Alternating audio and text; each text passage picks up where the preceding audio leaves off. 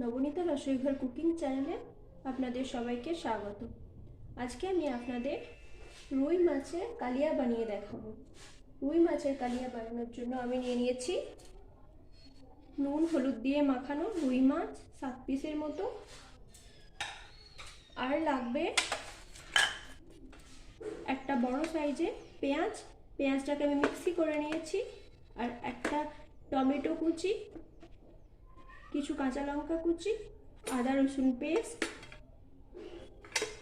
জিরে আর ধনে গুঁড়ো, লঙ্কা গুঁড়ো, হলুদ গুঁড়ো আর গরম মশলা বাটা, এটা আমি বেটে নিয়েছি। এতে আছে এলাচ, দারচিনি, লবঙ্গ, গোলমরিচ।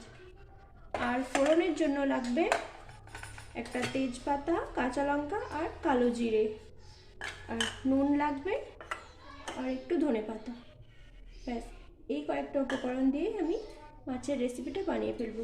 চলুন কড়াই তেল বসিয়ে দিই।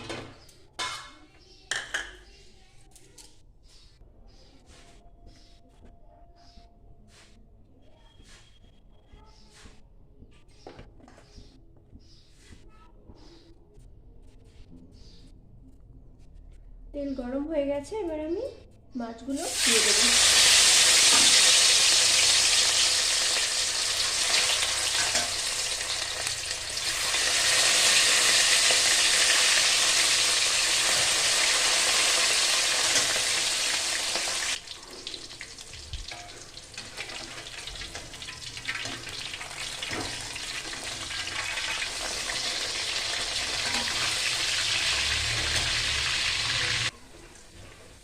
মাছগুলো আমার ভাজা হয়ে গেছে, এবার আমি তুলে নেব।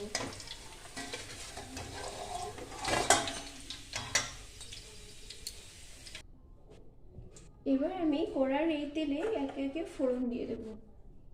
তেজপাতা, কালো জিরে,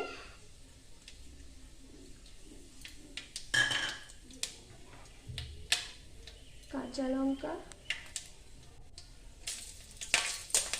আর পেঁয়াজ বাটা।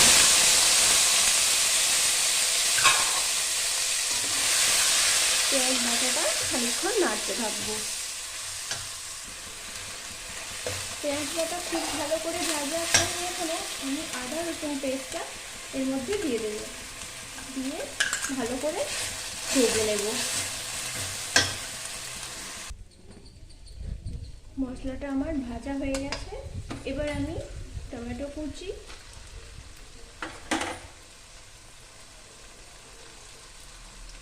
নুন, হলদি, লঙ্কা, জিরা আর ধনে পাউডার মিশিয়ে নেব। একটু ভালো করে ভাজতে থাকবো।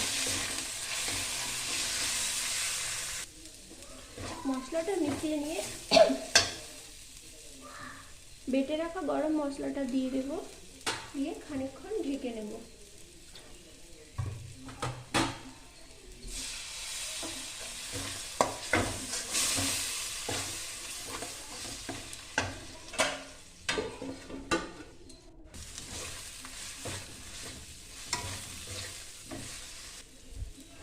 মশলা থেকে তেল ছেড়ে দিয়েছে, এবার আমার মশলাটা হয়ে গেছে। এবার আমি উষ্ণ গরম জল দিয়ে দেব গ্রেভির জন্য।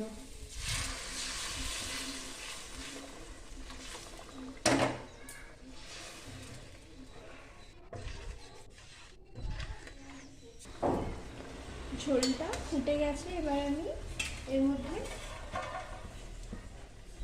কাঁচা লঙ্কা আর মাছগুলি দিয়ে দেবো।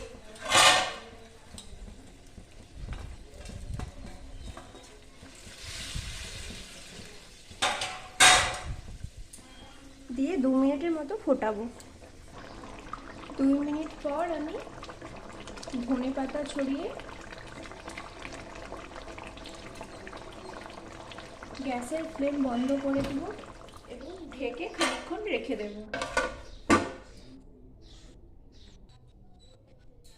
তৈরি হয়ে গেছে আমার রুই মাছের কালিয়া রেসিপি।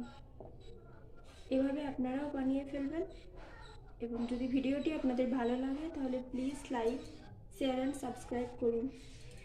দেখা হচ্ছে পরের এক রেসিপি নিয়ে।